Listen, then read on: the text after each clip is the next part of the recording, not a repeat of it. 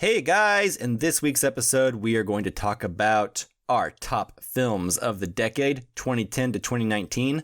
But before that, we're going to go over the Oscar wins, loses, snubs, and thoughts of the overall ceremony. Do you mean to say loses or should you say losses? Losses.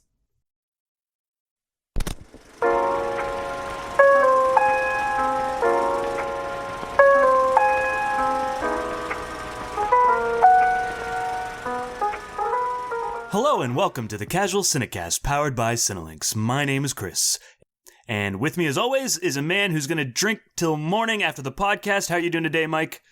I'm doing well. I've drank a lot of water, so I'm ready to drink till dawn. As soon as we wrap here. Yeah, start the drinking. Yeah, it's gotta hydrate. That's the most important thing. Yep. That's what they say. Also with us is a man who's going to play us off if we go too long in our Oscar discussion and top 10 of the decade list. Justin, how are you doing? You got your guitar out and ready? Yes, I do. And I've got my stopwatch right here. And we should move on from this segment. We've got 10 seconds left. Oh, what should I say? Oh. And if this is your first time listening, normally we like to start off every episode in a section called News on the March, where we would talk about film and TV news or movie news or whatever we've been watching over the last week. But not this week. We are going to forego News on the March because we are going to be counting down our top films of the 2010s. Now, Chris said top 10 earlier, but that changed last minute. Instead, we are each going to choose 5 films from our top 10 of the decade, and we are going to talk about them. We'll explain a little bit more about that later. But before we go any further, guys, I had a question for you. Okay. I'm ready. In honor of the Oscars this year, there are some surprises. I don't think a lot of people expected what won to win, and we can talk about that a little bit more here in a minute. But before we get into anything on today's agenda, I had a question for you. Okay. So we're going to be going pretty positive in this episode. But before all of that positivity, you know me, I like to start off and caveat with a little negativity. It just helps all that positivity go down a little smoother. Yeah, it's part of a balanced breakfast. Exactly, yeah. So, in honor of negativity, I wanted to ask you guys, what are your least favorite Oscar... I'm trying to think how to word this. See, I was going to ask what is your least favorite Oscar win of all time, whether it be picture, actor, etc. But mainly what I'm concerned about is what is something that didn't win that still sticks with you to this day, whether it be best picture, best director, best actor, best actress, whatever. Okay. What is something that you feel was unjustly robbed and not talked about enough or whatever, you know? So I will get it started so you kind of know where I'm coming from. Okay. Think of this. The year is 97. All right. There's a Titanic of a movie named Titanic in the box office. Heard of it? Yep. Great movie. Everyone seems to love it. Holds up. Solid movie. James Cameron's a good filmmaker. I don't think anyone will argue there. But you know what should have won? I do. That year? Yes. Do you? I'm pretty sure I do, but I'm going to let you say it because I don't want to steal your thunder. Oh, man. I kind of want you to say it, though, just to see if we're on the same page. Would it be Boogie Nights? No. Oh, good one. Good one. That is one of my favorite movies, but no. Oh. That is a good one. No, actually, if I'm being honest, I think what should have won is LA Confidential. Oh. That was where the world first started to know who Russell Crowe was and Guy Pearce. It's a movie just all about talking, based on the James Ellroy novel. It is just so good. It holds up to this day. I watched it last year on Blu-ray. It is still one of the best movies ever. It's got to be the top 10 of the 90s. I don't know. Listeners, if you disagree, write in. But yeah, LA Confidential. I still think that movie should have won over Titanic. Although Titanic is good, but LA Confidential is just... there's nothing wrong with it, in my opinion. Yeah. Yeah, So- LA Confidential is pretty great. Yeah, it's real good. And Boogie Nights wasn't even nominated. Yeah, I know. Well, there's too many boobs. Yeah, I have the year right for Boogie Nights, right? Yeah. Good.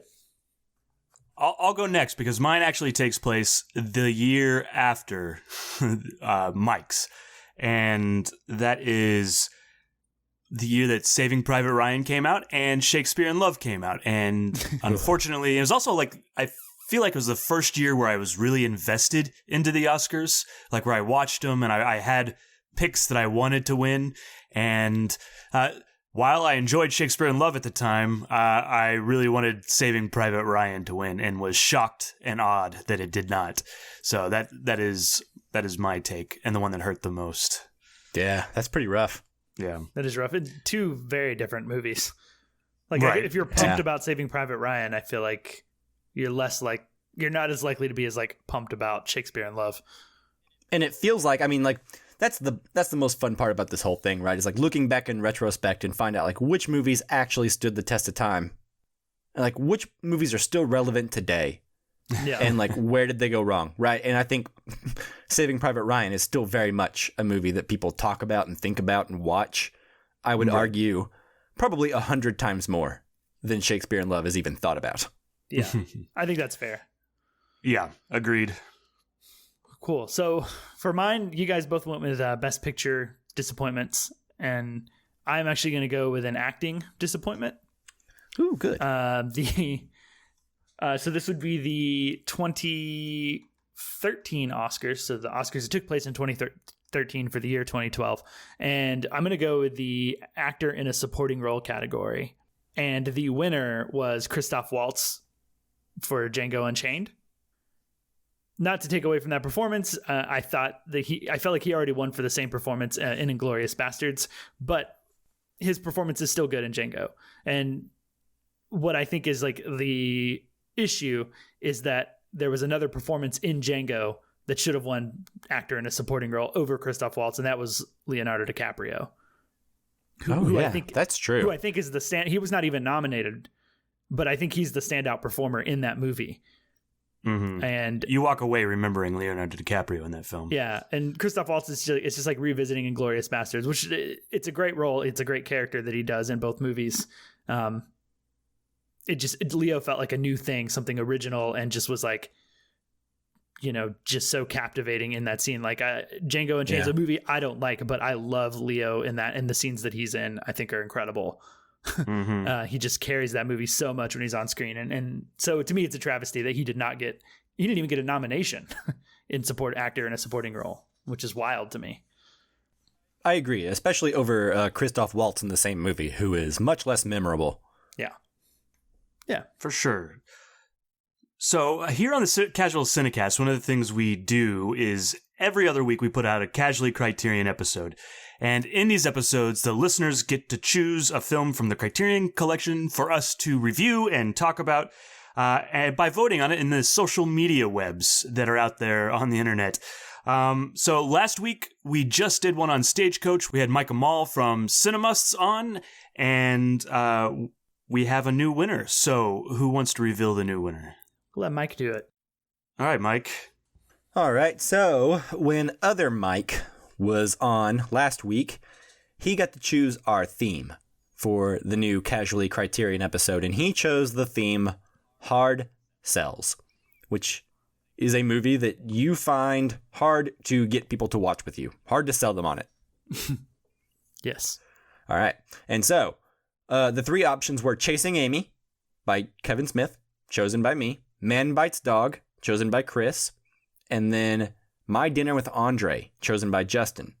And the winner is Chasing Amy with 44%, then Man Bites Dog with 32%, and My Dinner with Andre with 24%. Yeah. So we're going to watch Chasing Amy, which technically that wins the poll, but with the theme of hard sells, I think my movie, My Dinner with Andre, being at 24% and the lowest is what we should go with. Yes, because that is the hardest sell, clearly, because nobody wants us to watch it and talk about it. I think we've proven that it's the hardest sell, but yes, Chasing Amy has won, so we have to do what the people will, So stay tuned next week, and we will be putting out an episode on the Criterion Collection's Chasing Amy, directed by Kevin Smith. That's right. And if you want to vote in the poll that we'll be putting out next week, you can follow us on Facebook, Twitter, and Instagram at casualcinecast. The poll will be on our Twitter, but we'll post links to it on Facebook, and we'll post about it on Instagram. If you also want to send us questions to talk about Chasing Amy next week, or questions about any of the movies that we're ever reviewing on the show, you can send those to those social media accounts. You can also email those questions to casualcinemedia@gmail.com. And then, of course, if you haven't done so already and you like the show, go onto iTunes, give us a 5-star review. It helps other people find the show, and that makes us happy. Okay. So we have a lot to talk about today, guys. So what do you say we go ahead and move into our recap of the Oscars 2020? Sounds good. Let's go. Yes. Let's do it.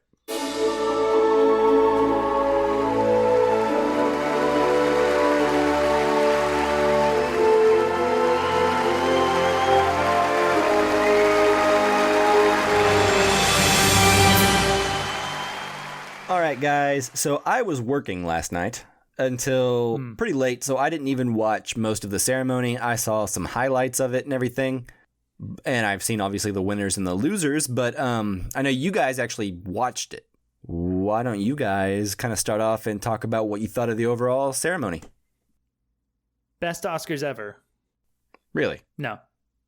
I mean, there was a lot of exciting things that happened in terms of the awards that made it memorable, because I feel like usually there's a lot of like, ugh, that one. Yeah. Or like, oh man, that's kind of a bummer that won over this. But like, really, everything that won, you could argue like deserves it, with one or two exceptions, maybe.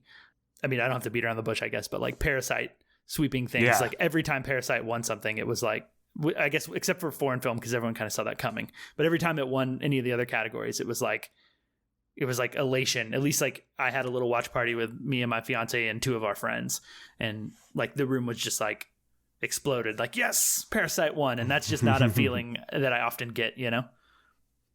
Parasite winning, and especially Bong Joon-ho's Best Director speech, were the highlights of the Oscars.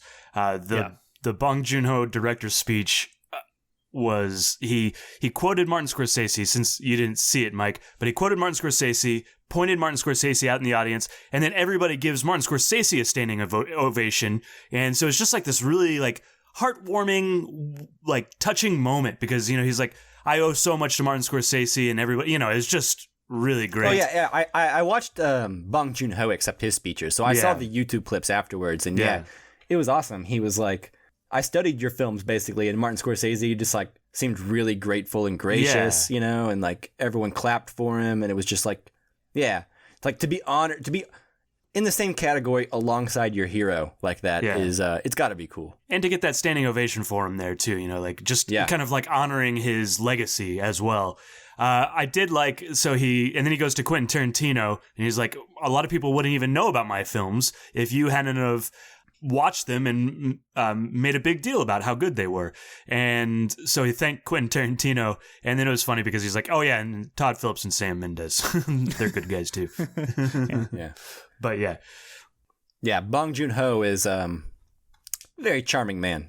Yeah, for sure, super charming. And he didn't give a speech when they won Best Picture, but there's definitely like clips and footage that people have isolated where you can just see him like walking in the background behind everyone, like just smiling ear to ear, looking at his Oscar.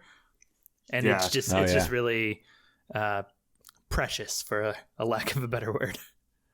Since we went ahead and just went straight to Best Picture, I'll just go ahead and say, this is the only time I can remember since 2007 being happy with the overall winners, like Best Picture and like everything like that. Like, I had my problems in 2007 as well. Like, I preferred There Would Be Blood over No Country, but I wasn't upset that No Country won, because No Country is still a great film. That's a hard decision anyways.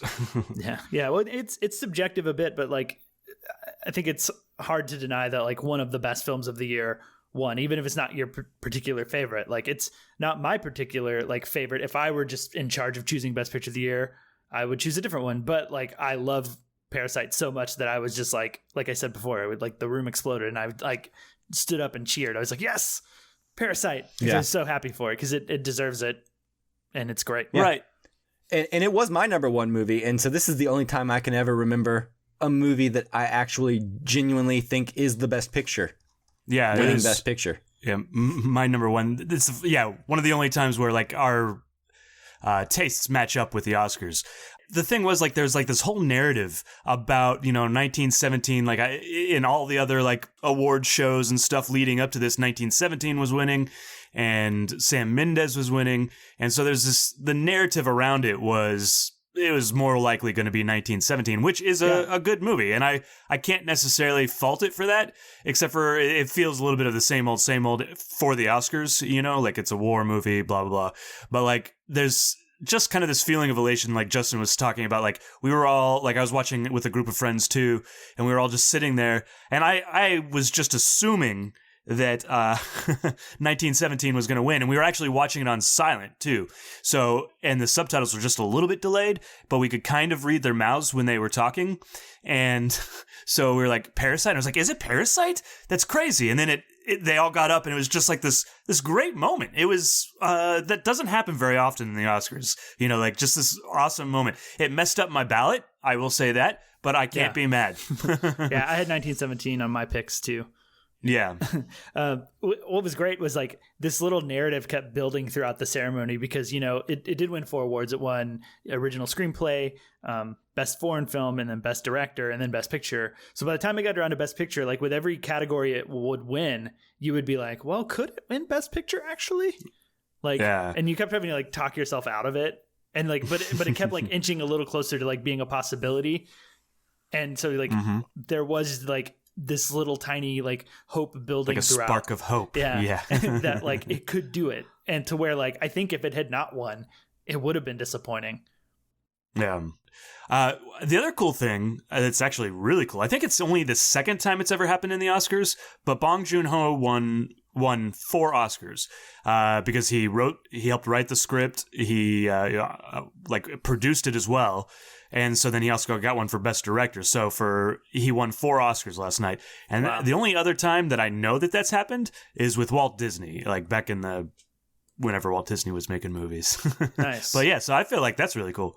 And once a movie wins best international film, or that's this year's new rebrand of it, but like foreign film, international film, whatever you want to call the award, like once a movie wins that usually rules it out of best picture. Yeah. So one of the things I actually did see live in the ceremony was him winning best international film. And I remember thinking, oh, well, there goes best picture shot, Right. And I'm so happy I was wrong. Yeah, I think most of us are. Seems like most people are super happy about it, except for people that I don't mind if they're pissed off that a foreign film won best picture. I did. That's true. See like a crazy YouTube guy ranting about it. I don't know if any of you guys saw that video, but I didn't listen to it because I didn't want to give it the time of day. But like I saw it scrolling through and saw him like ranting and gathered that that's what it was about, and was like, okay, I don't need to hear this. Yeah, it's fun to watch, but yeah, you don't want to give them clicks. Yeah. Another. Oh, I was going to say another rarity that happened, but it's actually the first time it ever happened that I just wanted to call out, is that we had our first female Oscar win for Best Original Score last night, and that came from Joker of all movies, which I didn't realize that it was, scored by a woman. So that's great. That was like a pleasant surprise that like a lot of the hate towards Joker is kind of counterbalanced by the fact that it ended up winning a woman her first Oscar for original score, and I thought that was great. Like kind of a fun I like irony. the score from Joker. Yeah, that was one of my favorite things coming out of the movie. I was like, that score was something. Yeah, I'm looking at the rest of these nominees, like Little Women, Marriage Story, 1917, Rise of Skywalker. I think 1917 or Rise of Skywalker would have been my guesses, but good for Joker. I kind of thought Rise of Skywalker because it was John Williams' like retirement from Star Wars. Like a lifetime kind of thing. That guy's been nominated. I think I looked it up. It was like 54 times he's been nominated for Oscars. He's got more Oscars than he knows what to do with. Yeah. Well, cool. I think maybe one of the only other categories I really want to touch on, just because I generally am not too big of a fan of this guy, but Taika Waititi won for adapted screenplay for Jojo Rabbit, and his speech was very likable. I thought he was very funny and charming. So he's slowly winning me over after liking Jojo Rabbit and enjoying his acceptance speech. Taika Waititi seems like a likable guy. Yeah, for sure. Yeah, he definitely does.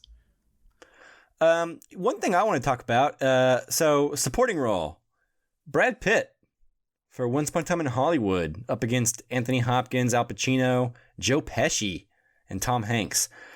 I like Brad Pitt. I like Once Upon a Time in Hollywood just fine. I think realistically, Joe Pesci or Al Pacino should be up here. Yeah, Joe Pesci is my choice. Yeah, for Actually, sure. I would pick someone different if it were up to me personally in every acting category. But I think Brad Pitt is one of the easier ones where I'm like, Joe Pesci maybe should have gotten it, but I get why Brad Pitt got it. Yeah, I definitely would have chosen Adam Driver for main actor. Yeah, same. Yeah. And I would have chosen Scarlett Johansson also for Marriage Story over Renee Zellweger. Even though I didn't see Judy, I've seen like the clips of it, and I've kind of heard that it's such an Oscar baity movie that it just feels like It had a bad trailer. Yeah. So like the Brad Pitt situation is, because he's never won an acting Oscar, right? So it feels like one of those Oscars that are like career achievement Oscars. It's not really for Once Upon a Time in Hollywood. Yeah, this is like him doing his least acting in like 20 years. But that doesn't make it any better, and it never has. Right. And, you want to give it to the person that wins, or that you feel like did the best performance. And I think Joe Pesci's he had the best performance out of this group of people. Yeah. The one that is a scratcher because it's not even like a career achievement award is Renee Zellweger in Judy, the one that you're talking about. Yeah. Like, it's just really weird. Like, there's never a lot of conversation about anybody else winning.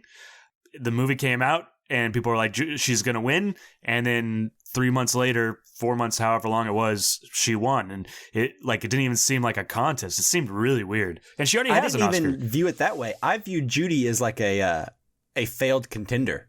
Well, that's what it seemed like, because that's what it seemed like to me. Like it seemed like a failure, like a bombshell situation where it's like it was meant to be Oscar bait, and then it came out and it was blah, and no one's talking about it.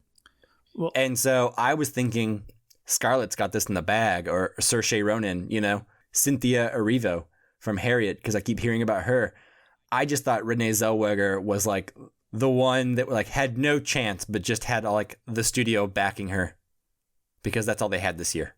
So that's the one that surprised me the most. Yeah. So my thoughts on Judy going into the Oscars was that if I didn't know one person who had actually gone to see the movie in theaters, I would think that maybe this movie didn't actually exist, because I'm not sure I knew anybody who had seen it other than this one person. I didn't hear anybody talk about it. Yeah, I thought it was still to come out. I'm like, I was like, is this movie real? Did it ever get released? Yes, it was talked about very little. The other thing I want to say about, and I can't take credit for this thought because I read it in previous guest and a friend of the show, Matt Ward. I read it in his review of Judy because he's one of the few people I know who's actually seen this movie now. And he starts his review by saying that when people make fun of a movie for being Oscar bait, they're talking about a movie like Judy. And Judy is like the definition of Oscar bait. And I don't think I could put it like any better than that. And I think that's why this movie, or why this performance is nominated, why it won, but also you have to consider that not only is Renee Zellweger putting in like an Oscar baity performance, but she's also portraying an icon of Hollywood, Judy Garland. So I feel like the award is also like 50% given just to celebrate Judy Garland as much as it is Renee Zellweger's performance. Sure. Yeah, I don't know. It's weird. Whatever. Yeah. Yeah. It's not. I'm not trying to justify it and say that she deserves to win. Don't get me wrong. I'm just trying to like figure out how it happens over some of the other nominees. But whatever. I also haven't seen it, so I could be floored by it when I watch it. Other than that, the only thing that looks interesting to me, Laura Dern for Marriage Story, which is exciting. Yeah. That's also, I mean, she did a great job in Marriage Story, but that feels a little bit like career. You've done a great job. Here's an Oscar for you. I don't know. I'm looking at the rest of this Best Supporting Actress list, and she's, in my opinion, head and shoulders above everyone else. And I've seen all these movies. Maybe in general, I think the only competition she really has is Florence Pugh in Little Women. Nah, I mean, Florence Pugh's great in Midsummer. Little Women is not even like it's like half that Oh, performance. I disagree. I think she's really great in the that. scene where she tries to act like a child doesn't That's the best totally part. work. No, the part where she's crying about her hand being hit, and the part where she's like storming off because she can't go to the party, that very much seemed like a 30-year-old acting like a child to me. I have the But that's opposite. casting more than I Yeah. have the opposite view of the two performances, if I'm honest. Not to take And anything I away also- from Midsummer. Yeah. Yeah. I also I think you're wrong. Scarlett Johansson, I think, is the heart of Jojo Rabbit, and I don't think like if the performance is any like she has to the kid carries the film, but like without that beating heart that Scarlett Johansson represents, that film falls flat. And I think she does a really great job, like especially in the scene where she's playing both the mom and the dad, and like it just wins you over. And I think that performance is really great. Laura Dern's great in Marriage Story, and I don't mean to put that down or anything, but I think Scarlett Johansson's performance in Jojo Rabbit is pretty standard. I A think I disagree subpar with German that, yeah. accent Well, with some German accent may not be great, but like with some just normal scenes. Like she never made me feel anything in Jojo Rabbit. You know what I mean? Like Laura Dern made me feel. Kathy Bates made me feel. In fact, I think Kathy Bates deserves it. That's probably the acting is probably the only awards that Richard Jewell deserves, but I think Kathy Bates and Paul Walter Hauser were both I could deserving see of nominations. Paul Walter at least. Hauser should have been nominated. I can see that. I don't like Kathy Bates too much. At least I didn't remember being I like her floored better by than it. I like her better than everyone but Laura Dern in this category. Okay. As far as these particular performances go, in general, not necessarily. Sure. Well, so quick question. Do you think that Scarlett Johansson might have been like hurt by being in the two categories? Like if she had just been in one, Yes. do you think she would have come out on top? Obviously, maybe not in supporting role for you, Mike, but like, do you feel like she might have split her own votes a little bit? I definitely do. I think if people hadn't nominated her for Jojo Rabbit for no reason at all, I think Except for that she was good. she would have won for Marriage Story. Interesting. Yeah. That's my hot take. Yeah. It's a theory, and it's a theory that I don't know if I agree with or not, but I've thought about it. I haven't decided Definitely where possible. I come down. Yeah. Yeah. Nobody's going to vote in both categories for her, so like they're going to choose one or the other, and you know, like I may they'll vote be like, for- well, I'm gonna vote for the Oscar bait with Renee Zellweger, but that's okay because I got her in supporting actress, so Yeah. she's good. Yeah, that's kind of my thought. So, whoops, way to be in two good movies. Yeah. Way to reach for the stars too much, Scarlett Johansson. Slow down a If little you bit. reach for the stars, You're too successful. You might just run into an asteroid and be slaughtered. Awesome. Other than that, the only other thing that I want to mention is that Toy Story 4 won for Best Animated Feature. I think this was kind of a weak year for animated features. I agree. Toy Story 4, I think, is deserving of these that I've seen, but I have not seen Klaus or Missing Link. And I think I Lost My Body is good, but I think Toy Story 4 is I'm not is the upset. Yeah, better movie. What'd you say? I said I'm not upset that Toy Story 4 won. Sure. I saw it coming. Like it kind of feels like Wow. I would have picked other people in the acting categories, like over Brad Pitt or whatever, but you see it coming, and so it's not as disappointing, right? At least for me. Yeah. You make peace with it before it happens. Yeah. We just need another like animation company to come along to just challenge Pixar, essentially. You know, at least it wasn't Frozen 2 Yeah, or something like that. Sure. or Lion King. If it Or Lion King. should Lion have been freaking nominated. King. Yeah. Yeah. Well, Okay. I have one other thing I want to talk about, and this is actually pre-Oscars. This is something that happened on the red carpet that made me very much feel my age. Uh-oh. And I don't know if I don't know if either of you guys watch anything from the red carpets, but Billie Eilish sang during the In Memoriams. They interviewed her, and they were, because she's from music, they're like, what are you, why don't you talk to us about some of the movies you love? Or like, what are some of the movies you loved to watch when you were growing up? And do you know what movie she said? The first movie out of her mouth that she cited as like something she watched growing up and loving? The Babadook. From like 2 years ago? Yeah. And that made me feel old because usually when people get that question, there are at least some films that like I remember being out around the time that I was growing up, or at least like in high school. Right. Yeah. And like her answer was like The Babadook. And then I think also we need to talk about Kevin. And I was like, oh, That movie came out a while back. that one was from Yeah. a while back, but like her first one was The Babadook. I was like, oh man, that was like 3-4 I think it was like 4 or 5 years ago. But either way, it made It's me 2014. It's 6 years. It made me feel old. Yeah, but it's still, you're like, I was an adult when that came out. Yeah, that just happened. Yeah. How did you watch this growing up? It just happened 5 years ago. Yeah. But that was a fun existential moment that happened for me. Where you realized you're old. Yeah, get used to them. Surprise. Yeah. Cool. So I think that exhausts our thoughts on the Oscars 2020. Am I right? You sure are. Yes. Okay. Listeners, if you have any disagreements with us, if you think we're wrong, if you think any of our hot takes were too negative and too stupid. Too Or hot. too hot. Or too hot, yeah. Too cold. Whatever, send them our way. Like, I would honestly like to hear what you think we are wrong about. Yeah, For sure. Please. Okay, so without further ado, we are going to go ahead and move into our top films of the decade. Here we go.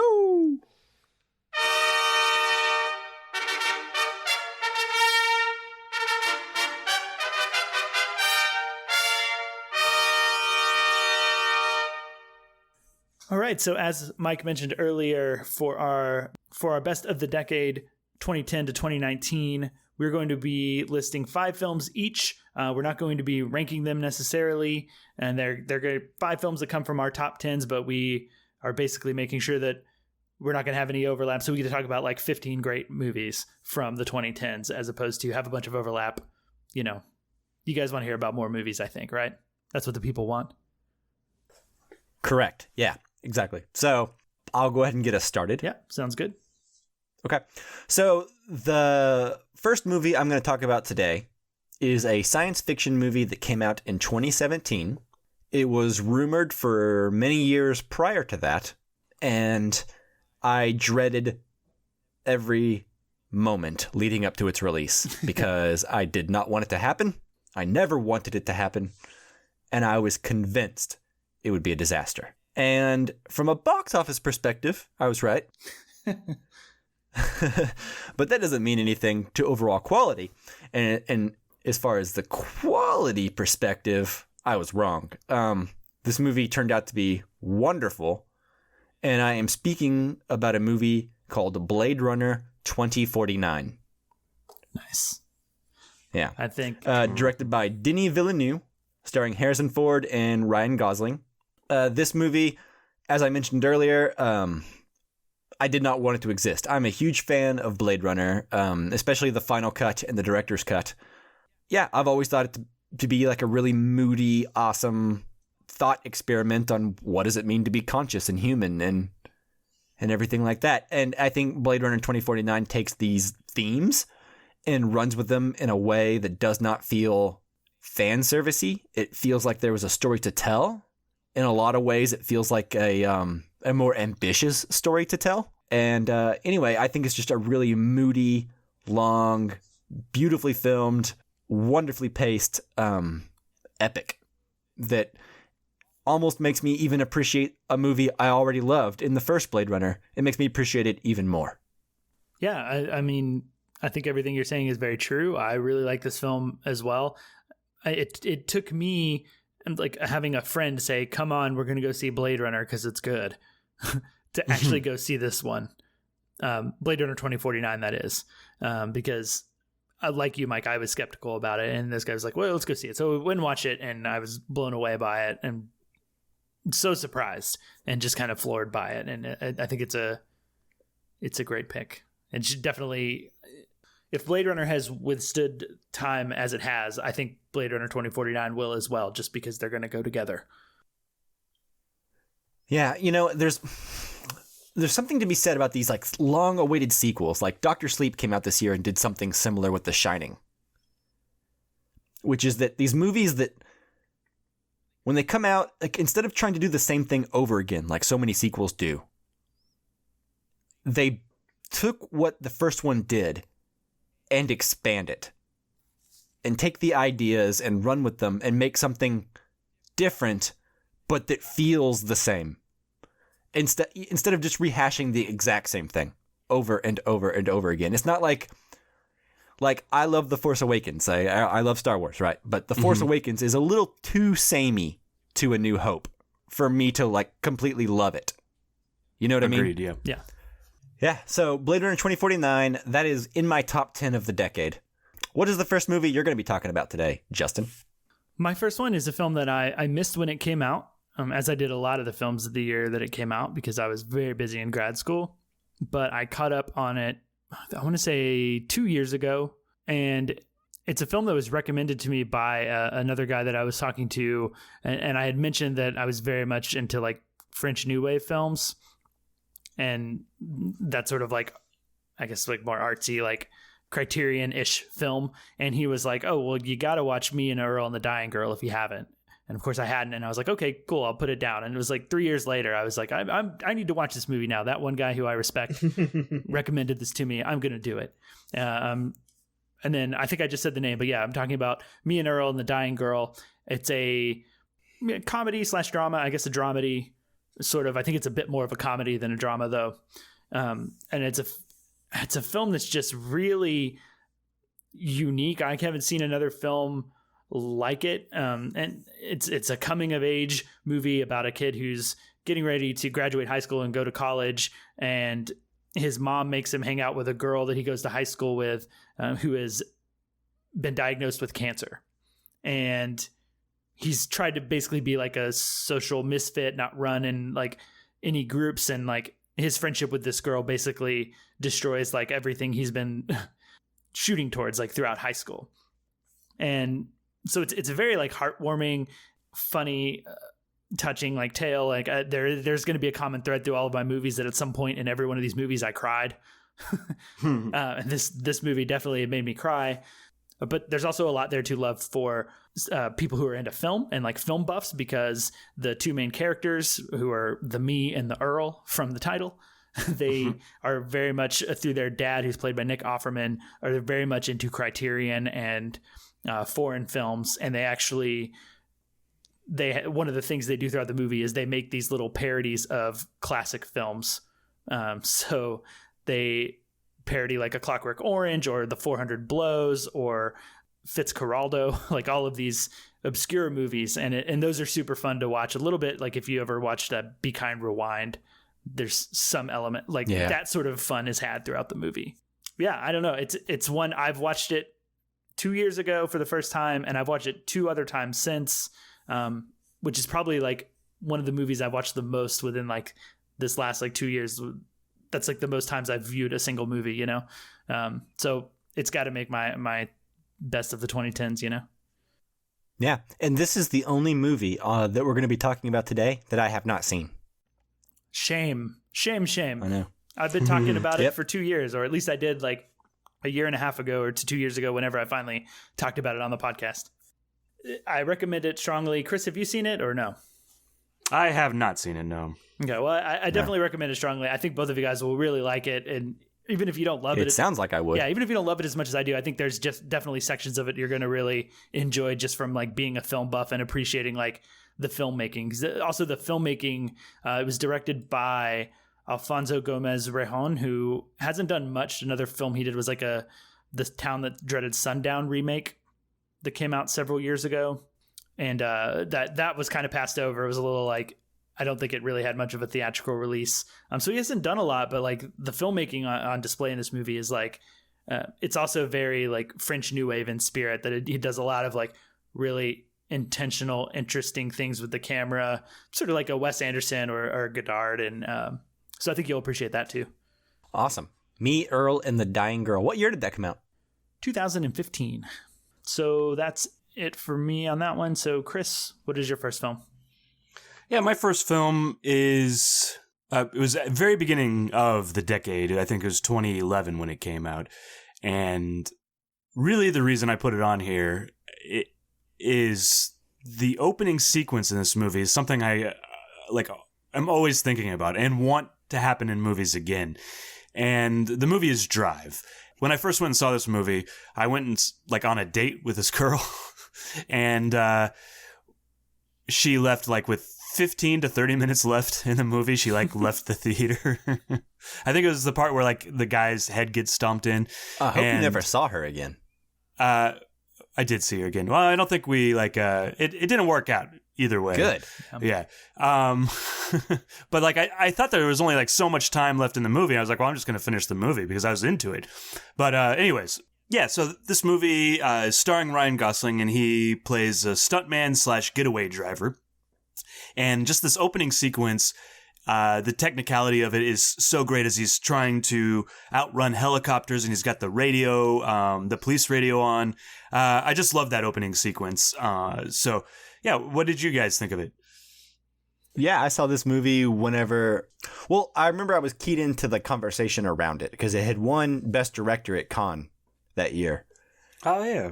But anyway, we saw it and it was fun. It was a lot of fun. This movie, I think, it's a very simple movie. It's a very simple crime thriller, right? Like, its strength is not on paper. Its strength is very much in its mood, its direction. Mm-hmm. What Ryan Gosling is doing on camera, it seems like so minimal, but at the same time, it just feels right, you know? Yeah. You got Albert Brooks being awesome, Bryan Cranston in the height of his Breaking Bad powers being charming. So yeah, this movie is just, I think, casting is everything. And also, this introduced me to Oscar Isaac before he was Oscar Isaac. Oh, yeah. That's a good point. I think the only thing I can add on to that is it gives us one of the most like iconic images from film in the 2010s, which I think is the scorpion jacket. Yeah. Yeah. Like, that is just so cool on its own. Like, it almost merits a spot just for being rad. It's a pretty violent, like, quiet, cool movie, and there's not a lot of movies like it. There's some movies that you can like find some influence that it pulled from, and there's been some imitators since. But like, when I remember when it came out, it just kind of felt like a movie that I hadn't seen in a long time, or felt like something totally different, from the 70s. Like fresh. It felt really fresh. It feels like Jean-Pierre Melville meets Tarantino. Which actually makes Jean-Pierre Melville is one of my favorite, like, Le Samurai French meets guys. Pulp Fiction. Yeah. Makes sense. So the next movie I wanted to talk about of the 5 films is a film that came out last year. Or I guess, well, this is 2020, so I guess it came out in 2018, so 2 years ago. Mm-hmm. And that film is a Netflix original, and it is called Roma, directed by Alfonso Cuarón. And goodness, I think we have an episode on this movie, so if you really want to know all the reasons I love it, listen to that episode. I believe we had a guest from J.D. Duran from In Session Film on that episode. You did. I remember. Mm-hmm. Yeah. I'm proud of that episode. It's good. If you want to hear why I love it so much, I would recommend that. But just briefly here, I will say that this movie is filmed in black and white. There are so many long, drawn-out takes that they had to get the blocking just right for. I'm always a sucker for that. Alfonso Cuarón is really good with that kind of camera work that goes on for a very long time but doesn't feel distracting. You know, like a lot of people are loving on 1917 this year for its cinematography and how it does like lots of like one shots, and even I have loved on it. I think it's a great example of technical craft, right? But that said, I think even Alfonso Cuarón is better at doing the long, steady one-shot takes than Sam Mendes is, or anyone who I've seen try to implement this kind of feel. Yeah, it's like him and Orson Welles. Yeah, it's like the Alfonso Cuarón, he can make a movie that is like, it's handheld, it's in long shots, and it feels so natural. It feels like every movement, every shake of the camera, because it's handheld, feels right. It doesn't feel wrong. It doesn't feel distracting. You only see what he wants you to see, you know, and everything is so meticulously planned out in the background, and there's extras moving and people flying through the air, literally, in Roma. Yeah. Being shot out of cannons, just trying to get the composition just right to make you feel like this world is being lived in and walked around in, and that Mexico City 1970 is alive, you know? Yeah. And it works, and it is just beautiful, and the performances are so natural and so real, and you feel like you know these people and you want good things for them, you know, and you worry about them when bad things happen to them.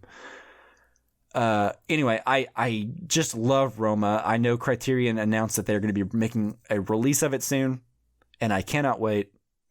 So yeah, what are you guys' relationship with Roma? Well, I loved it. I think we all had it on as one of our top 3 movies, at least for 2018 when we did our episode on that. And so we all loved it. And yeah. Full disclosure, I already knew how they felt about it. I just wanted to ask for the show. And yeah, I mean, everything you're saying about it, it's right. The thing that I'll add on to it, it reminds me very much of Fellini, and he's one of my favorite directors of all time. And Cuarón, I think just like the liveliness of like the surroundings and the love for the city itself, which that's a big part of Fellini's Roma too, right? Is the love for Rome.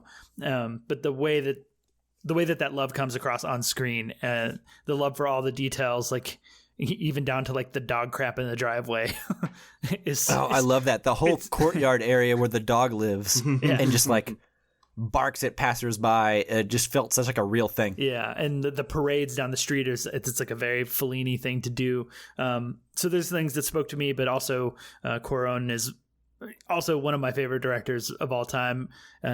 Like you said, Mike, he pulls off those one takes really well. The thing I want to add to it is I think, unlike most directors who do this, I feel like he does it the most seamlessly in the sense that I've watched his movies and missed long takes until I rewatched them and realized something was a long take.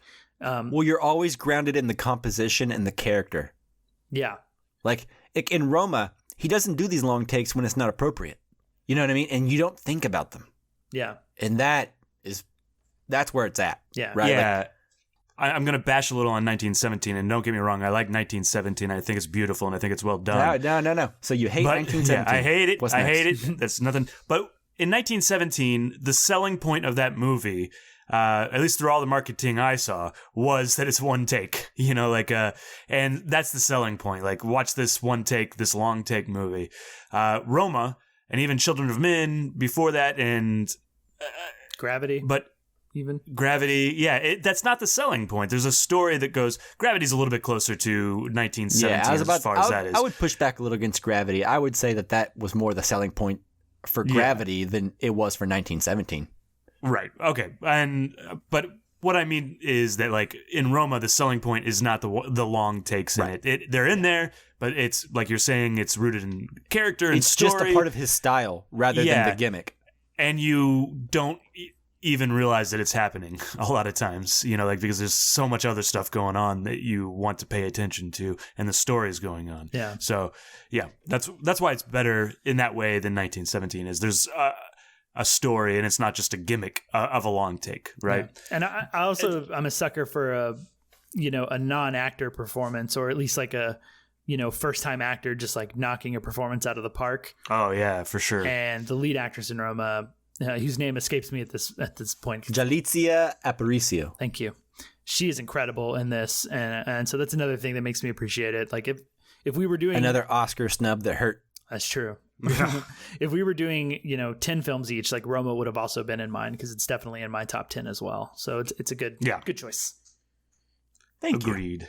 I agree. It is a good choice. What's your next movie, Justin? All right, my next movie is a musical, which there haven't been a whole lot of real popular musicals, I guess, in the last 10 years. But maybe this narrows it down to what this is going to be already. But this film came out in 2016, and it's another movie starring Ryan Gosling, which I think we've had 3 Ryan Gosling movies up to this point on the God, we have, haven't we? Which is not intentional, I swear.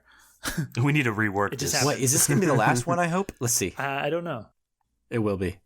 Yeah, okay, it will be. All right. But of course, it's starring Ryan Gosling, also Emma Stone, several other people who are great. But the movie is Damien Chazelle's La La Land.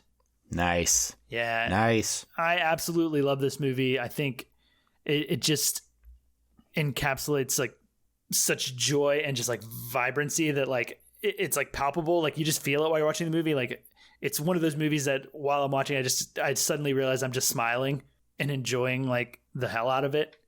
Yeah. And I like a movie that makes me smile without me realizing it, that I catch myself later on like, oh, this is how I'm feeling right now. And I wasn't even like aware of just how happy I was. And of course, it's also an emotional movie. This is one that my fiance took me to see. I had thought like, okay, this is going to be good. I like Whiplash. I'm sure this is going to be good. But I wasn't chomping at the bit to like go out to the theater to see it. But my fiance, who was my girlfriend at the time, she was like, let's go see La La Land. She is in love with Ryan Gosling, as everybody is, I think. But she took me to go see it, and I super loved it. She loved it. And I've watched it several times since. The other thing I want to say is that this movie is also just like very much right up my alley, because one of my favorite movies of all time is Singing in the Rain. There's definitely a lot of influence, especially being in the world of filmmaking and film in Los Angeles, like Singing in the Rain is. But there's definitely a lot of influence on a couple of the musical dance numbers. Yeah, so this movie just was like, it's one of those movies you watch and you feel like, was this tailor made for me? Like, was someone just like looking down my list of like favorite movies and things and just was like, okay, I'll make this so that guy's real happy. I don't know if you guys ever feel that. Oh yeah, it's happened with me on like my top 3 movies I'm going to be talking about today. Right. Well, cool. So yeah, I don't know. How did you guys like La La Land? I know that it was the movie that infamously, and maybe it'll be one of its more infamous moments, sadly, is like we thought it won Best Picture and then it didn't. So I don't know. For me, I wish it would have won Best Picture because I like it a little better than Moonlight. But what did you guys think of La La Land? I think La La Land is great. I enjoyed it quite a bit when it came out. I was emotional.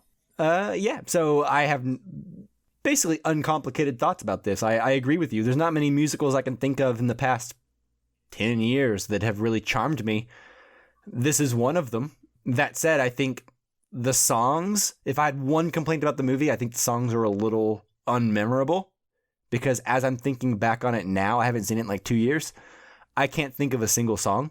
But that said, everything else about the movie rules. Like the ending, everything about, like, it's very much inspired by a movie we just reviewed on a Casually Criterion episode called The Umbrellas of Cherbourg. Yeah. Mm-hmm.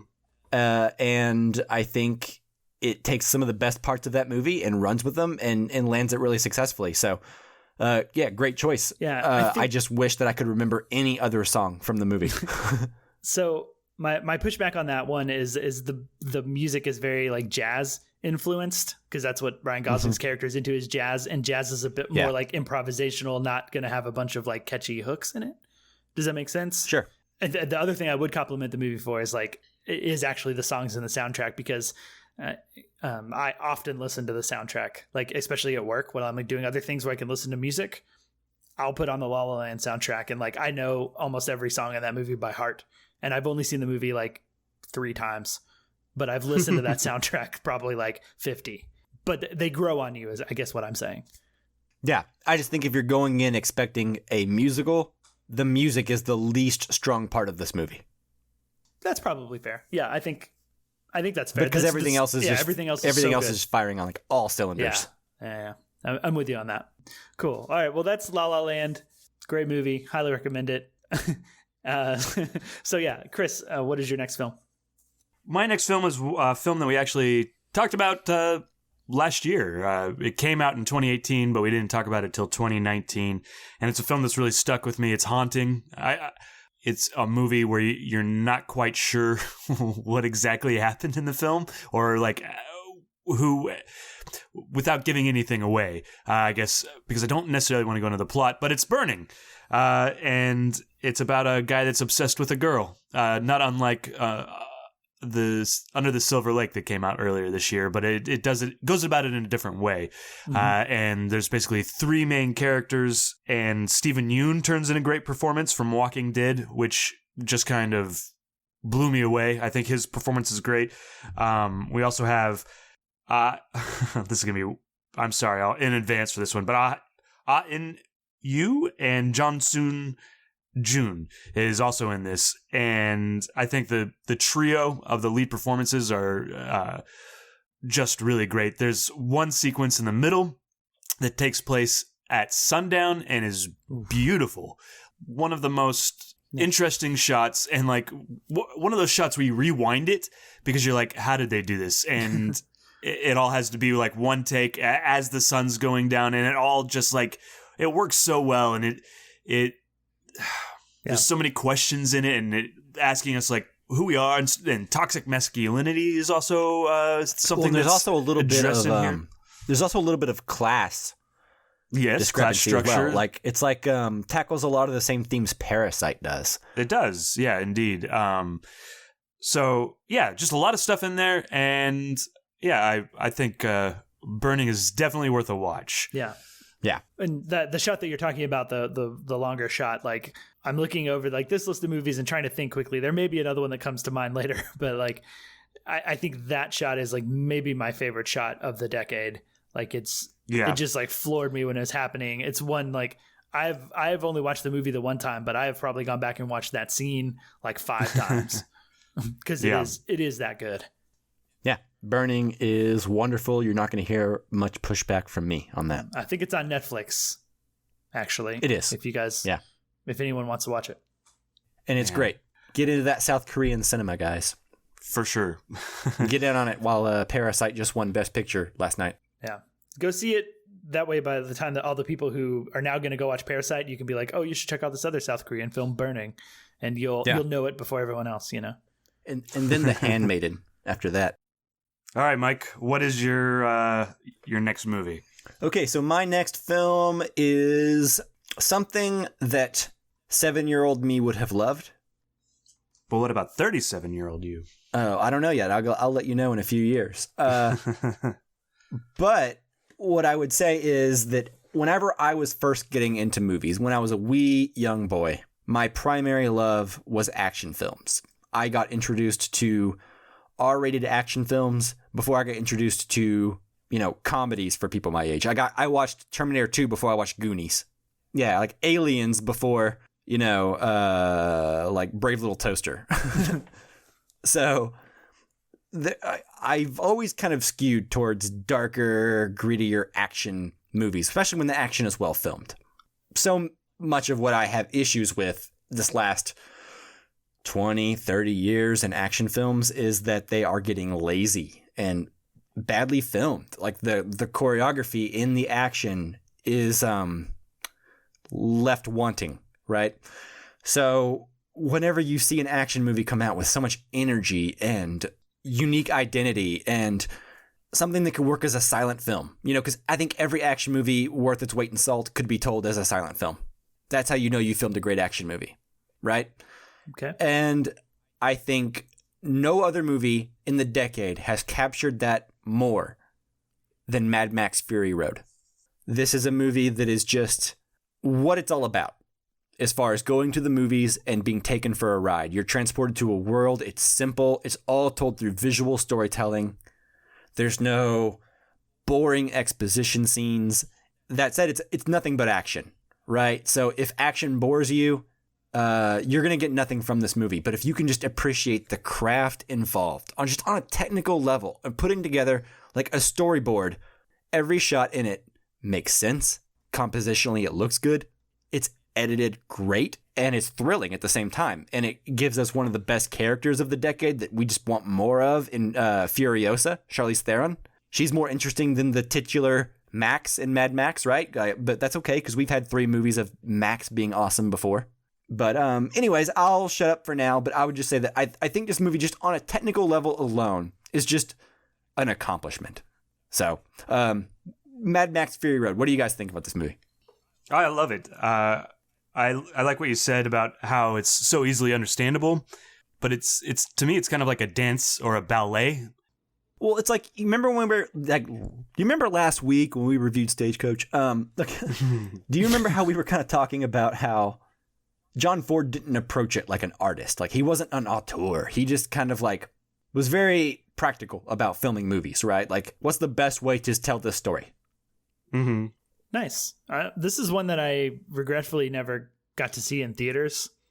So the one time I did watch it was with you, Mike. You had shown it to me, and it was on like a pretty big TV, in a dark room with a nice sound system. So it was probably as close as I could get. But I regret not seeing this in theaters because there is a lot of affinity for this movie that I don't necessarily share. And I think there's something to be said for the theatrical experience that this movie would have versus watching it at home on a TV.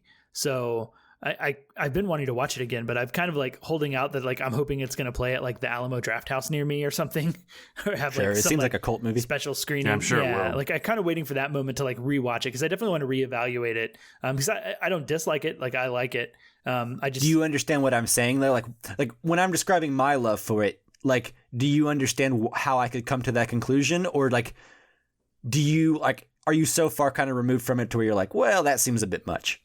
No. I think it's impressive, and knowing that they did so many of the stunts like practically, and it's real, and there's very like minimal CG, if any CG. I'm sure there is some. There's a lot of CG, but it's always like It's not. it's always like background. Yeah, like it's not what you think it is, probably. Right. It's removing like wires. Yeah. And All stuff. the craziest stuff is there. Yeah, and it's like it's impressive in that front, and I think it's just something that will be appreciated more in a second viewing too. So like I feel like I haven't been able to like evaluate the movie properly, having just seen it one time. Yeah, You know, that makes sense. So like I think it's certainly incredible to watch, and I actually meant to watch it again before this episode because I thought it might be on one of our lists, but I didn't get around to it. Yeah. Well, when you watch it, think about it from that perspective. Like if I were listening to this with no audio right now, would I still be like able to understand what's happening? Yeah. And that's not the best way to watch any movie. That's not like the standard for like, is this movie good? Right. But I think there's something to be said for that. Yeah, that's fair. Cool. So, that went on a while. Justin, what's your third movie you want to talk about today? Okay, well, the third movie we won't talk about a lot because it is a film from 2019, and obviously, if it's going to be on one of my top films of the decade, it was going to be very high up there on my list of 2019. And 2 weeks ago, we put out our top 10 films from 2019. This was my number one film, and that is Little Women from Greta Gerwig. Nice. So I won't talk a whole ton about it because you can go back to episode 2 weeks ago and listen to me rant about how much I love that movie. What I'll say very briefly is I think this is such a sweet movie. It's another film that like I just catch myself like enjoying and smiling without realizing it. It made me cry several times, and it's just full of performances and characters and like just a tone and a vibe from like the cinematography and score and everything that it creates a world that I just like being in. And much like many of my other like favorite movies, it's a film that like I just want to go back and spend more time with these characters, with like all the women in this movie, because I just find them so like endearing and so interesting and filmed with such love that it just comes across and makes me love them. And it's definitely was like my favorite movie going experience of last year. And yeah, I'm so excited about Greta Gerwig, like from her first two movies, and to see what she has next. And yeah, that's where I'm at. Little Women. Yeah, I'm right there with you. This movie's great. It was also on my top 10. It wasn't my number one, but it was like my number 6 or 7 or something like that. Number 8, I don't remember, but it was in my top 10. And I really, really enjoyed this movie. I don't think there's a bad performance in it. I think there are some that are better than others, but even the ones that I think aren't as good as like Saoirse Ronan are still great. Yeah. Greta Gerwig is one of the people to watch out for. I think it's only a matter of time before she is up there winning Best Picture, because her first 2 movies are better than most people's first 2 movies. Yeah, totally. So most people's movies. Yeah, exactly. In general. Yeah. So I'm not concerned at all that she has the sensibilities to take herself very far. And I can't wait to see what she does next.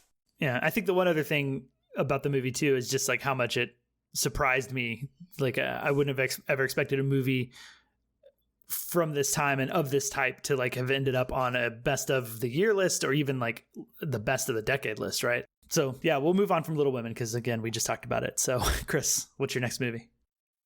Yeah, my next movie is actually the second time this director is showing up on our list. It stars Amy Adams in it, and she plays a linguist that has to try and communicate with aliens, and that's Arrival from Denis Villeneuve. With Denis Villeneuve, there's really no movie that I've seen of his that I like dislike or don't think is good or valuable in some way. And especially, I would say if I was going to pick a director from the last decade that I like the most, it would be Denis Villeneuve. And my favorite movie of his, decade. That's for damn sure. Yeah. And my favorite movie of the last decade would be Arrival. And it's hard to talk about this movie without spoiling it, other than Amy Adams plays a mom that has to communicate with these aliens, and there's like this mystery that happens around it. Well, she's like she's a linguistic expert, right? Right. Like understanding languages and she has what to makes languages work. Yeah. Right. And that's why they call on her to talk to these aliens, to try to figure out the language between the aliens. And especially some of those scenes where she's trying to figure that stuff out, where she's trying to communicate with the aliens, that puzzle at the core of it, like trying to figure out that common language between the two people, or, two races or species, is... It's just so tense and suspenseful, and in between communications with the aliens, there's other stuff going on that's tense, and it's just a really great film, I think. I really liked it a lot. What did you guys think? Yeah, this is a film that I didn't realize how much I enjoyed it until about 15 minutes before it was over. Like, I was into it the whole time, but then things start to unfold in the last act that make you recontextualize the movie. Right. And then you're like, oh, I was watching something on another level than I thought I was watching, basically. Right? And then you kind of have to figure it out. Rethink things. Yeah. And so, I don't know. I really enjoyed it. I think Amy Adams is great. Jeremy Renner is great. Yeah. And I think this movie looks beautiful. Mm-hmm. Did Deakins do that one? No, I don't think so. Oh, no, it's Bradford Young. That's right. Bradford Young. That's what it is. Yeah, I was going to say, I think it was some other guy that we talked about recently that... Yeah, from A Most Violent Year. Yeah, in Solo. And Solo. I think he DP'd Ain't Them Body Saints too. I don't know if y'all saw that one. Yeah, it's another really good looking movie, so I bring that one up. All right, Mike, what is your next film? Okay, so the fourth movie I wanted to talk about, that is First Reformed, written and directed by Paul Schrader, starring Ethan Hawke. This is a movie that came out in 2016. It is a movie that I think embodies and puts on screen a lot of the anxieties that I have and a lot of the worries that I have about the world going forward. And so, when you go see a movie where like someone seems like they're giving voice to your concerns, like it's made for you, like you mentioned that, someone mentioned that earlier, right? Like it seems like a movie was made in a machine for me. This is it. First Reformed, right? Ethan Hawke, check. Questioning religion, check. Questioning the government, check. Just all the anxieties that I have and all the things that I like to think about and seem to occupy my brain every day are on display in First Reformed. And it's about a man who is a preacher who has suffered quite a bit in his lifetime. He is found a place in his life where he is, I won't say happy, but he is getting by. And he's trying to help others. And he meets a woman and her husband who are attendees of his church. And the husband is starting to go down a path of despair that he can't get out of. And he's worried about global warming, the government, the country collapsing in general within the next 50 years. And he's worried about bringing a child into the world because his wife is pregnant. So Ethan Hawke tries to mentor this guy. And through the course of the movie, we see Ethan Hawke struggle with his own despair. It's hope versus despair. It's a movie that just captures hopelessness. And all of these things are tackled gracefully in First Reformed. And I think it's a wonderful movie. What do you guys think of this movie? Man, it's one of those that we did the episode on it and we talked about, I think the day after most of us had seen it. It was the day after I had seen it. And man, even then talking about it, I was like, I think I remember specifically saying like, I'm going to talk about this movie and my first impression of it, but I need to watch this again because there's a lot that this movie is saying. And I very much appreciate that. That said, I haven't got to watch it again. So I am still kind of in that mode about it, where I'm like, I need to see it again because I just need to unwrap some more of what it's saying and like really let those messages sink in. Because I think sometimes like with a movie this dense with things to say, like it's hard to take it all in one viewing. But I really loved it. Like there was never a moment where I felt like this movie wasn't good or wasn't like doing exactly what it was intending to do, or like really like firing on all cylinders in just terms of like performances, which are really like performances and script are kind of the thing that sell this movie over like cinematography or whatever. Not to say it's a bad looking movie, because it's filmed in 4:3, so it's one of those like very not drawing attention to itself kind of movies, right? Like it's very much filmed to be a movie where you're not thinking about the way it looks. Yeah, definitely. But yeah, I'm a big fan of it, and it's definitely one of the movies that like from this decade where I find myself thinking of like, God, I need to watch that again.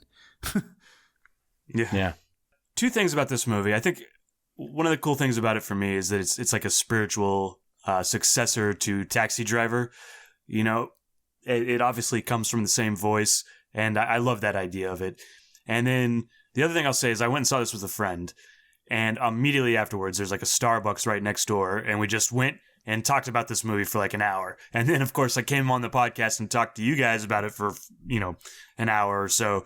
So it's a movie that's endlessly debatable, and you can talk about it forever. And oftentimes those are my favorite movies, so I really enjoy this movie a lot too.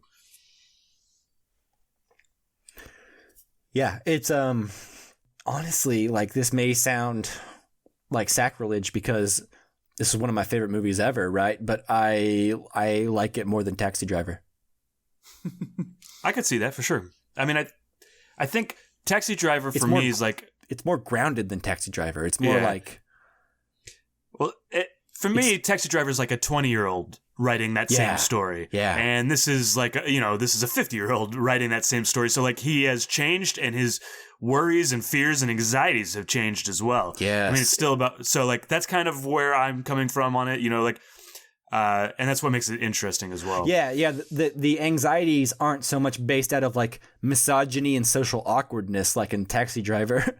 Instead, they're based out of like genuine righteous fear taken too far. Yeah. Right. Okay, so those are my thoughts on First Reformed. Justin, what is the fourth movie you wanted to talk about today? All right, that movie is a 2013 film. It is a romantic dramedy, I guess, would be how I would categorize this movie, but also sci-fi. As I mentioned earlier, I like sci-fi films a lot. And this one, I have a big love of like romance and comedy films and sci-fi. And this film just like was the perfect like concoction of all three of those things that I never expected. But that is 2013's Her from Spike Jonze, starring Joaquin Phoenix. Oh, yeah. And for those of us who haven't seen it, anybody listening, that is stars Joaquin Phoenix. It's about him essentially falling in love and developing a romantic relationship with the operating system that is like on his phone and computer and kind of his house in general, which is voiced by Scarlett Johansson. I think this movie is full of like incredible performances, even though there's really like Joaquin Phoenix is definitely the main performance, but like everybody in it's like really good. Everything about this movie, like the way that it looks, just feels so like complete and so meticulously thought out and planned, which, that's something I said about like Parasite from this year. It's one of those films you watch and you just see like, you can just see that this was like a movie in someone's head, and they had like the ability to like plan it out and like put this movie in their head, like onto paper perfectly, where like I would be surprised if there was like a ton of, coverage and a ton of like choices to be made in the editing room. It has that vibe to me. And I think it's kind of sweet. There's a lot of melancholy to it. It's very sad and touching at times. And even though I think there are people that will get hung up on like how silly of an idea of this guy being in love with like his operating system and like the AI that runs his, computer stuff, like that can be kind of silly. But I think if you accept it for what it is, it's like, I mean, it doesn't feel that different from another romance movie. Well, there's truth to be exposed to there. Yeah, I think you can see a lot of like any relationship that you've ever been in that, has had issues or hasn't worked out, or even, those feelings of falling in love with somebody. The way that they pull it off with this movie is just so impressive. And I was like, I find it so endearing, and one that it just kind of floored me. I didn't see it coming, even though I'm a fan of like Spike Jonze' other movies. I'm not a fan of any of them like I am of her. I think it really surprised me. Yeah, this is a movie I only saw one time. It takes like a story that seems so silly, but like I mentioned earlier, like it shows you truth about connection and relationships and falling in love and drifting apart, are really what the movie's all about. And I think, I've never forgotten it after the first time I saw it, basically, because it's such a unique movie. Yeah. I don't know if this movie like had any real like awards accolades, and it should have had some for like set design at least, you know, and cinematography, because the world that they build is also really fascinating. Well, cool. So that's my thoughts on her. Chris, what's next? All right. So this one's a recent one, actually, from last year. And it's a first-time director, too, Lulu Wang. It's The Farewell. I don't know that I went and saw a movie that made me feel as much as this one did. Like, whether I was laughing or crying or, like, just felt the heartwarming, you know, like, just felt heartwarming. And it's also, you know, it's not just about that. It's about family and where you come from and not fitting in either place. You know, like you're not quite one and you're not quite the other. And there's a lot of really great stuff going on in here. And especially for a first-time director, I was really impressed from Lulu Wang. This is actually, you didn't necessarily ask this question earlier in this episode, but this being snubbed and not getting any Oscar nominations is probably the thing that hurt the worst, because I was really rooting for this to get some, we've talked about this enough already, like there's previous episodes, but yeah, how did you guys feel about it and as it relates to the rest of the decade? You know, it's one that definitely moved me. I think it's the first movie this year, or 2019, not this year, but the first 2019 movie that like really got me pumped and really was like, I walked out of the theater being like, man, I thought that movie was great.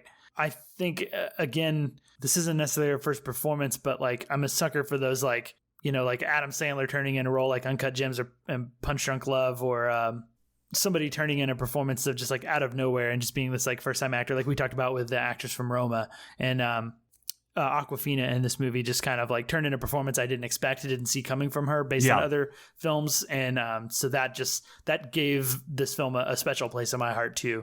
And the grandmother in this is really good. Yeah, I like it's a bit of an ensemble film too. Like Awkwafina is the star in the sense she's like one of the most recognizable people in the movie. Mm-hmm. But like every character, much like Little Women we talked about earlier, every character, the director and the camera and the story is interested in, and there's something to kind of like latch onto and either like or dislike about like everybody in the family. And it's definitely like one of those movies that you want to go and like hang out with his family again. Well said. All right, so what is your last pick, Mike? Oh my. Okay. So the fifth film I wanted to talk about today is my number one film of the decade. This is a science fiction film. It might be considered a horror film in some places, but I don't think so. I think mostly just like an art house sci-fi film. And that is from director Jonathan Glazer, starring Scarlett Johansson, and that is Under the Skin from 2013. I've never really found any movie that felt anything remotely like it. It's scary, sexy, disturbing, full of dread, but also very human and genuine at times. The plot and the dialogue in this movie are so minimal that it almost reminds me of like 2001: A Space Odyssey meets The Man Who Fell to Earth. Yeah, I was definitely going to cite Man Who Fell to Earth as a clear influence on this movie. Yeah, with a little bit of Species thrown in. This is very much... so this is a movie about aliens living on Earth looking exactly like humans. An alien is either born or created or put into a new body at the beginning of the movie. We're not really sure what. Scarlett Johansson is on the scene, and she is an alien. And her job, or its job, basically, is to walk around and lure men into their home, their trap, where the aliens take people, and they sink through the floor, and their insides are liquefied into whatever the aliens can eat. And none of this is ever explained in the movie. Yeah. You have to And put it which all is together. the beauty of it. You just have to figure it out. Things are happening. Things are not explained to you. It's just the bare minimum of what you need, just like 2001: A Space Odyssey in that sense, right? Like he every ounce of fat and explanation and context is completely trimmed out because the director expects you to use your brain to watch this movie. And I think it's beautiful throughout the course of the movie. The score is something else altogether that I've just never forgotten. There's some imagery in this movie that is just completely insane. There's just nothing else like it. Yeah, definitely. There's nothing else out there like it. It's definitely something you have to like sit there and figure out. And in some ways, that kept me a bit disconnected. I don't know that if I'm supposed to connect too much or just kind of enjoy the story that's unfolding in front of me. Yeah. The other thing I'll say about it is it's like maybe one of the best looking, like kind of ugly movies. Yeah. That I've seen. Definitely of the decade, but maybe of the all time too. Well, it's ugly, but hauntingly beautiful at the same time. Some of the imagery that you see. This isn't really a spoiler, but like the main special effect that's kind of like the thing for this movie that was so unique at the time is the exact same effect company that I think Rian Johnson used for the cave scene in The Last Jedi. Yeah, apparently he really liked the vibe of Under the Skin and tried to replicate it. And also I've seen most recently Stranger Things season 3 has tried to replicate the look of this movie quite a bit in some of these wackier scenes. So this movie's been very influential over the past couple years, I've noticed, even if a lot of mainstream audiences haven't seen it themselves. Well, cool. Well, so the film, the last film that I'm going to bring up, and it's also my number one film of the decade. Not that we're ranking these, but it just happens to be true. And that's kind of why I saved it for last. But this film is one I've talked about several times on the podcast because it came out on Criterion, and I was very excited about that. And there was all kinds of news around that. I also recently guested on the Cinemust podcast to talk about this film, but that is Terrence Malick's Tree of Life, or The Tree of Life, if you will. It's no secret if you know me. Even my fiance gets tired of me talking about how great it is from time to time. well, yeah. So this movie, I saw it in theaters because I was a Terrence Malick fan at the time, and it just kind of had this interesting buzz around it coming out of Cannes. And I don't really know exactly, other than Terrence Malick, what drove me to like going to see this movie, because this is also the movie that kind of solidified me as like a very big Terrence Malick fan, where I will go out to like seek out what he comes out with next.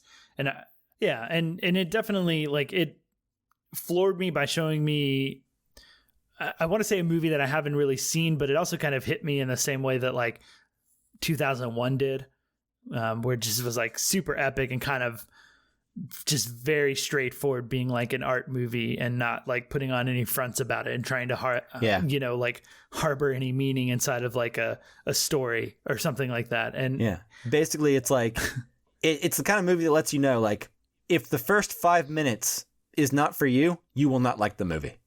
Yeah. Definitely. And I think we saw people walk out of this movie when we had seen it, and even when I walked out of the movie, I was like, what did I just watch? Like, even though I'd seen some Terrence Malick, like I still wasn't quite prepared for this movie and like what it was going to be. And basically I couldn't stop thinking about it. Like, I don't know that I loved it when I walked out of theater, like the theater the first time, right? Like I was like, I like that movie, but I don't know that it's great, but I just couldn't stop thinking about it. I ended up like convincing another group of friends to go see it again, before it left theaters. And it's like that second time like really solidified just like how much, again, maybe this is a common theme for my movies, but like it's a world I enjoy being in, like the world that Terrence Malick creates, the aesthetic that he gives you. It's like just living in the world of like a poem, because it's very like visually poetic, like the soundscape kind of sucks you in like a sort of meditative way. Yeah. And there's like whispering voiceover and choral singing throughout it. And it's just like the flow of the images, the beauty of every like composition. just like really lulls you into this aesthetic and just this vibe that I just love to be in. It's like, it's almost therapeutic for me to watch this movie. Like it's very like centering in a way. And I can get lost in that and not even really pay attention to what the movie's about, or I can pay attention to what the movie's about, which is like, it's very much this awesome like meditation on nature versus nurture, and what it is to be human and to have these concepts given to you by your parents, and what it's like to have those struggling inside you. And I could go on and on forever. The other thing I'll say is just like the thing I really appreciate about this movie and a lot of Malick's work is the spontaneity that he has with his filmmaking that comes across. Like the way they shot this movie was, very minimal script, very little planned out scenes. They would just hang out. Like they had like a few blocks of this like small town in Texas that looked like it was in the 1950s, blocked off for their like free reign for filming. And they just go around and look for moments and look for little scenes they could shoot on the fly. And that very much comes across, and everything feels like so natural. And the way they were able to make this movie so beautiful while being so like spontaneous and unplanned is just like, I'm just like bowled over by like the technical achievement of this movie as well. I'll kind of pause it there. I'll let you talk about it some, Mike, because I know you were a big fan too. Yeah, kind of jumping off what you were saying about the spontaneity of it all and like filming random scenes. One of the things I think that I always remembered about this movie, like it's almost maybe the first 2 or 3 things I think about whenever Tree of Life pops into my brain, and that is it perfectly captures the memory of growing up with a sibling.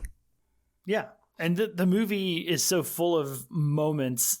Yep. It's not about connecting with this overall story necessarily and going through this like plot and character arcs. It's about connecting with these individual moments and individual memories, and the way that he can like make me connect so well with these memories and with these moments, and like make a moment have like, in some cases, like I walk away from like one little moment with as much as I walk away from some other movie in its entirety.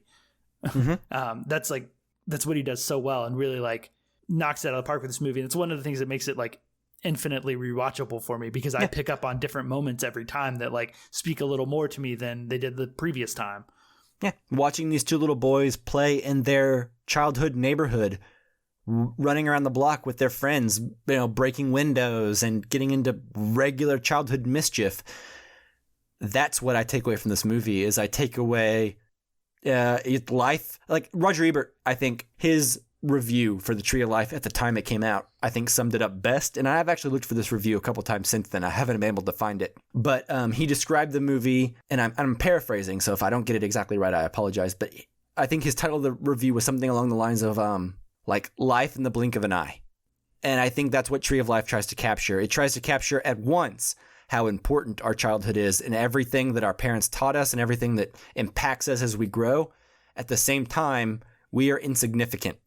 The universe is being formed. Dinosaurs exist. And we happen in the blink of an eye. Well, cool. I won't gush about that anymore. I could do it for another hour, but we'll leave it there. That was Tree of Life. And so we'll go on to the last film we're going to talk about. Chris. Yes. So my last film is a film from David Fincher, which actually hasn't been on this list, which I'm kind of surprised. But I think that this movie is really well cast. It's Gone Girl, starring Ben Affleck. It's Ben Affleck plays a guy whose wife goes missing. And at first he is not suspected, but eventually he becomes suspected. And I think Ben Affleck's not only he plays it really well, but then I think his outside of the movie personality also plays into what we think of Ben Affleck and how he plays it in the movie. I think that works out really well.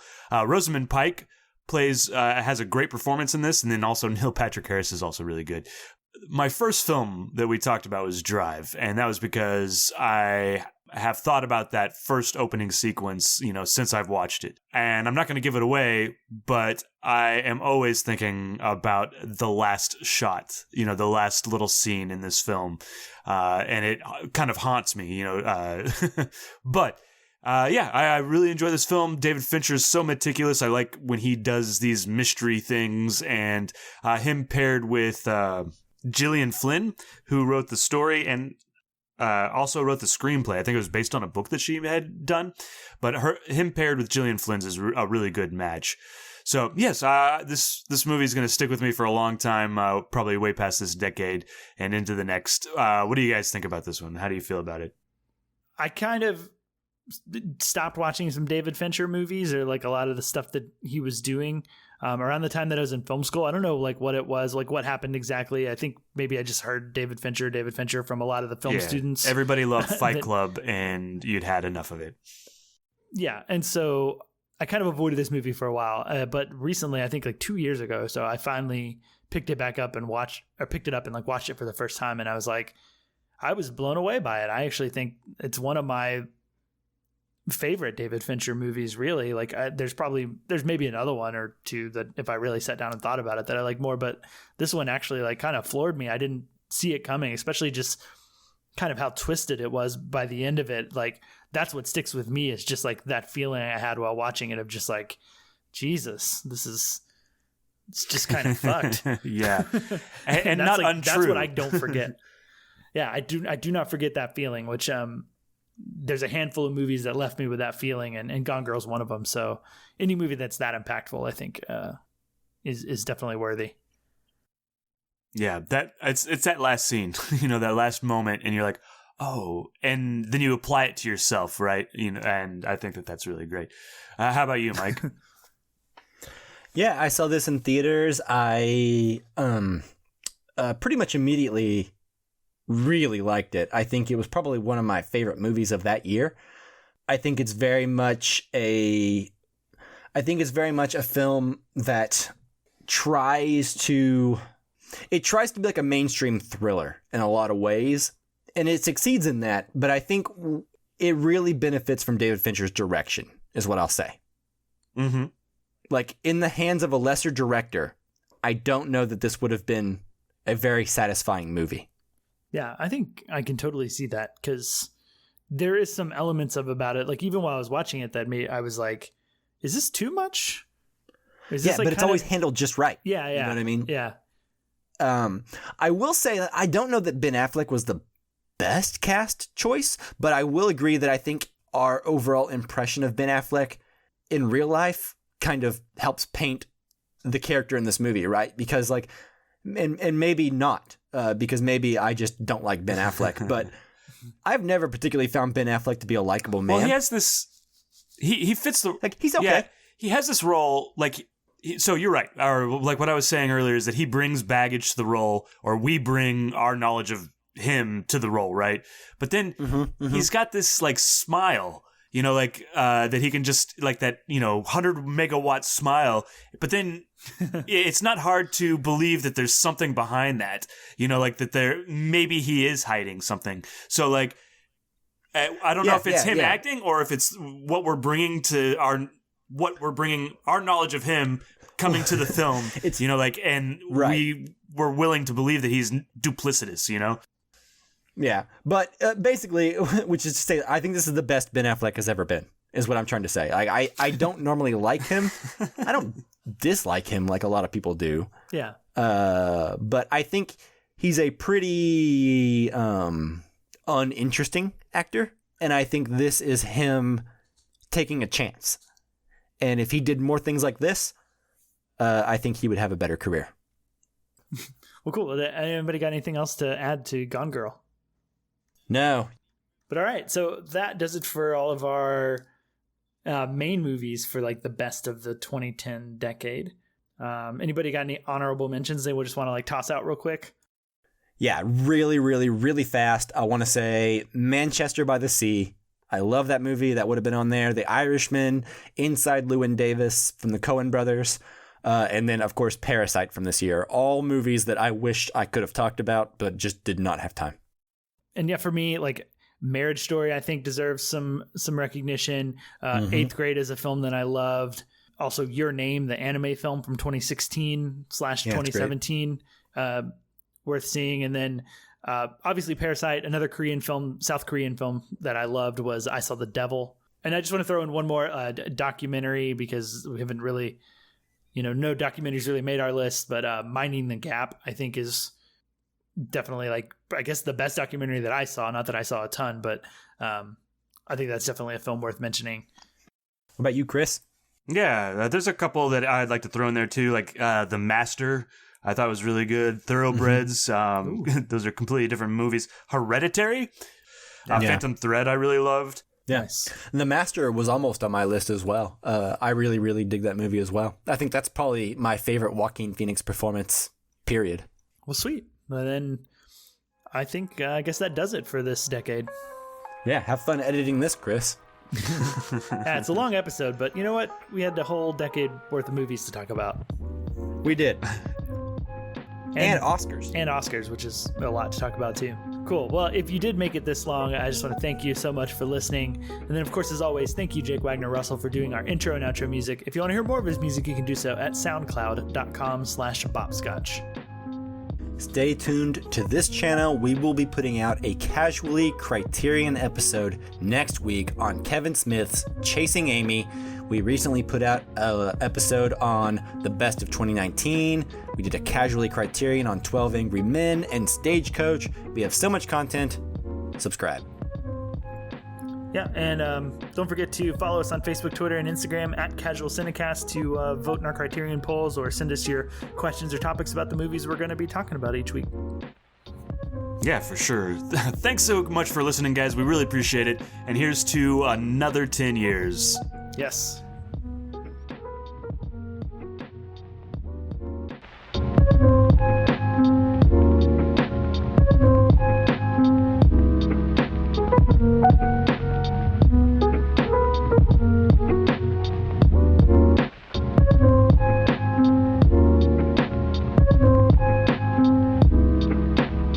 Thank you.